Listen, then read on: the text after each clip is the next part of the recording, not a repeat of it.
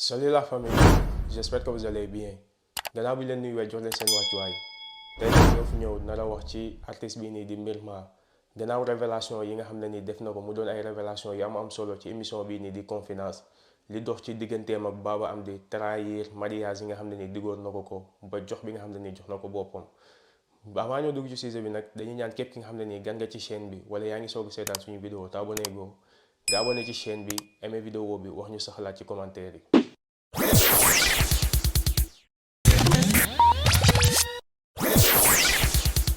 ma wàccee si laa gëj a xam lu xew ci àddina bi parce que jour boobu ma duggee si taxi bi j'ai pleuré pendant 2 ans, j'ai pleuré ça. Tu sais pourquoi? Parce que bi ma continuer 1 mois di ko jooy sama tante daf ma woo ne ma Myrma pourquoi si jooy mais kii takk na et puis lan la c'est pourquoi les grandes personnes dañuy xam. Donc mu ne ma lan la kii dafa am lu mu la def wala lan la je lui ai dit mu ne ma mu jooy ko mais ce qui waaw parce que comme je dis koo xamante ne il t'a promis mariage promettre na le mariage et que ñëw na waxtaan ak sa papa ak sa yaay tu dis que c'est lui ton mari en fait tu as confiance à tout mais c'est ton homme c'est ça que tu te dis mais li ma naqari mooy sama frère bi gaañu lu ko sama tante boobu wax bi ma ko waxee mu ñëw wax ko samay parents parce que xale laa woon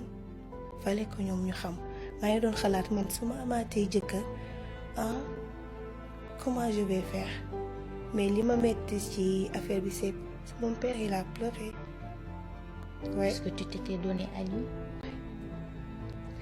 Sama papa da ci jooy parce que da ko naqari moom tamit sama ay mere ma si parce que waruma woon tomber peut-être ci piège foofu. La ilaha illa astaghfirullah. Ferme-moi. Moi je suis choqué. Sama gars yi vidéo bi ñoo ko seetaanandoo dégg nañ kàddu yi nga xam ne nii Myrma yëkkati na ko jëmale ko ci relation Baba Amdy ak mariage bi nga xam ne nii Baba Amdy diggoon na ko dem ba waxtaan ak ay parents am ba li ci xew ci mu jox ko boppam Baba Amdy finalement takku ko mu doon ay affaires yi nga xam ne nii nag yàgg nañ gis ay nit di génn di def ay témoignages yi nga xam ne ni doon ay témoignages yu mel nii ndax tey jii nii bëri na ay nit yi nga xam ne nii ñu ngi nekk ci biir showbiz bi bëri na ay nit yi nga xam ne nii ñu ngi dund ci société Sénégal bi dund nañ lu mel nii ndax tey jii nii dañuy waxante dëgg góor mi nga xam ne nii xam na loo woddoo c'est rare mu takk la ndax tey jii nii jigéen amul lu dul sa bopp jigéen amul lu dul li nga xam ne nii mooy li nga conserver sa bopp ba sa jëkkër ñëw nga jox ko loolu rek nga mën a am nekkuñu fi nag di ko juger ndax ku nekk am nga sa passé ku nekk am nga sa jaar-jaar mais dafa doon li nga xam ne nii war nañ ci mën a tirer leçon ba ëllëg du dalaat benn jigéen ba ëllëg du dalaat keneen ki nga xam ne nii lii dalagu la ndax tey jii nii nit ki nga xam ne nii ak lum la mënti dig ak loo mënti am confiance ci moom ak mbëggeel boo ko mënti bëgg waru la mën a tax nga jël li nga xam ne nii moo gën a cher ci yow nga jox ko li nga xam ne nii yow loolu nga am muy sa honneur loolu nga am muy sa dignité nga ko koy jox ndax tey jii nii ëllëg moo tax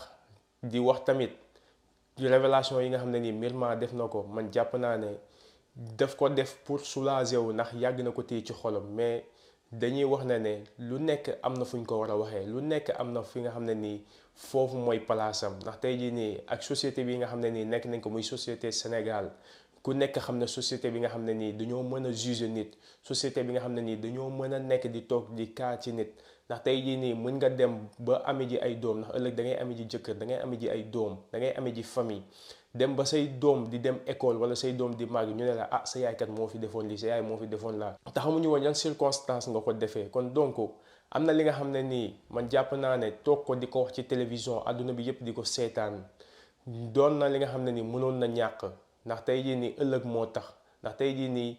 say doom ñoo tax ëllëg nuñ lañ koy xoolaatee di wax ne nag képp ki nga xam ne nii yaa ngi ci showbiz bi wala képp ki nga xam ne nii yaa ngi ci société bi sàmmal sa bopp xamal na ne nit ki amul lu dul boppam ndax tey jii nii boo ñàkkee sa bopp rek ñàkk nga lépp ndax ëllëg kenn du la nawloo ëllëg kenn du la respecté di wax nag sama sister Myriam gëmal sa bopp taxawaatal ba dëgër xam na ne jeune nga li ngay def mën nga ko